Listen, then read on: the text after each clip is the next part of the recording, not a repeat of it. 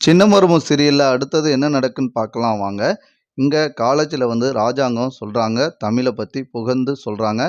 தமிழ் கஷ்டப்பட்ட குடும்பத்துல வந்தாலும், எனக்கு மருமகா, அதுவும் என் மகனும், என் மருமகளும் எனக்கு என் பெருமையும், பேரையும் காப்பாத்தி குடுத்துருக்காங்க.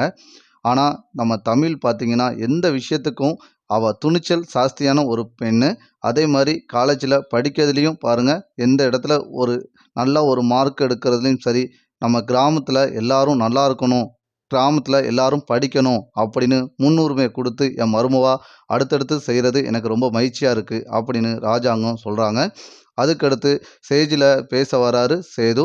சேது சொல்றாரு, என் மனைவி என் மனைவி பெருமையா சொல்லதுக்கு அந்த அளவுக்கு சொல்லலாம். ஏன்னா, அவங்க எது எடுத்து செஞ்சாலும் பொறுமையாவும், நிதானமாவும் எங்க குடும்பத்துக்கு நல்ல ஒரு பேர் வாங்கி குடுத்துருக்காங்க. நான் என் உயிரா மதிக்கிற எங்க அப்பாவ தான். எங்க அப்பாவையே காப்பாத்தி குடுத்தது என் மனைவி தான் அப்படின்னு சொல்றாங்க சேது. இத கேட்டோனே ஸ்டேஜ்ல உட்காந்து தமிழ் பார்த்து ரசிக்கிறாங்க. எதுத்தாப்புல உட்காந்துருக்க அப்பச்சி, "பாத்தியா கருப்பு, இந்த சேதுக்கு தமிழ் மேல ஆசை எல்லாமே இருக்கு. இவ்வளோ ஆசையும் வச்சுக்கிட்டு மனசுக்குள்ள ஒண்ணு நெனச்சுக்கிட்டு இருக்கான். இவங்க 2 பேத்தையும் பிரிக்க விட்டுறக்கூடாது கருப்பு" அப்படின்னு அப்பச்சி சொல்றாங்க. "ஆமா அப்பச்சி" அப்படின்னு கருப்பனும் சொல்றாரு. இங்க ராஜாங்கம் நம்ம பெருமையா பேசுனத பார்த்து, சேதுவும் பெருமையா பேசுறத பார்த்துட்டு தமிழுக்கு ரொம்ப சந்தோஷமா இருக்கு.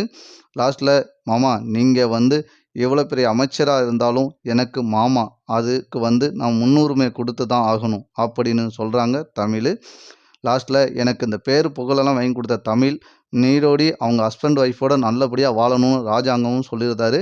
இத கேட்டோனே, அங்க காலேஜ்ல இருக்கக்கூடியவங்க எல்லாரும் தமிழ பத்தி தனியா, "பாத்தீங்களா, உங்க வீட்ல உங்க மேல இவ்வளோ மரியாதையும், மதிப்பும், அன்பும் வச்சிருக்காங்க. இத கெடுத்துற வேண்டாம். டைவர்ஸுக்கு வச்சிருக்க இத நீங்க உங்க மாமாலாம் உங்க மேல அடகடந்த மரியாதை வச்சிருக்காங்க" அப்படின்னு காலேஜ்ல அவங்க கூட படிக்கிறவங்க எல்லாரும் தமிழ்ட்ட சொல்றாங்க. இத கேட்டோனே தமிழுக்கு ஒரு சின்ன விஷயம் மட்டும் தான் மனசுல தோணுது. நம்ம அன்னைக்கு போயி இந்த வயித்துல இருக்க குழந்தை நம்ம குழந்தை தான்னு சொன்னோமே, அவரு ஏறு எடுத்து கூட பேசாம, "இது யார் பெத்த குழந்தையோ" அப்படின்னு சொன்னத மட்டும் தான் தமிழ் மனசுல வைக்கிறாங்க. இத நெனச்சு வருத்தப்படுறாங்க தமிழு.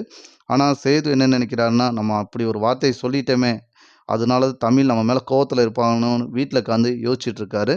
இங்க அப்பச்சி சொல்றாங்க சேதுட்ட போயி, "பாத்தியாடி, ஏய் தமிழு, உன் புருஷன் உன்னைய புகழ்ந்து பேசுறாங்க.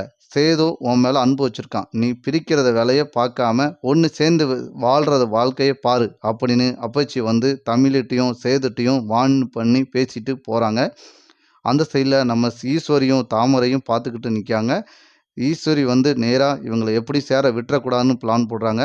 தாமரை நேரா அவங்க அம்மாகிட்ட போய், சாவித்திரி கிட்ட போய் சொல்றாங்க, "எம்மா, இவங்க 2 பேரும் உட்றக்கூடாதும்மா. இவங்க 2 பேத்தையும் பிரிச்சுறதே ஒரு வேலையா இருக்கணும்" அப்படின்னு 2 பேரும் முடிவெடுக்காங்க. அடுத்தடுத்த எபிசோட் இப்படிதான் நண்பர்களே போப்போது.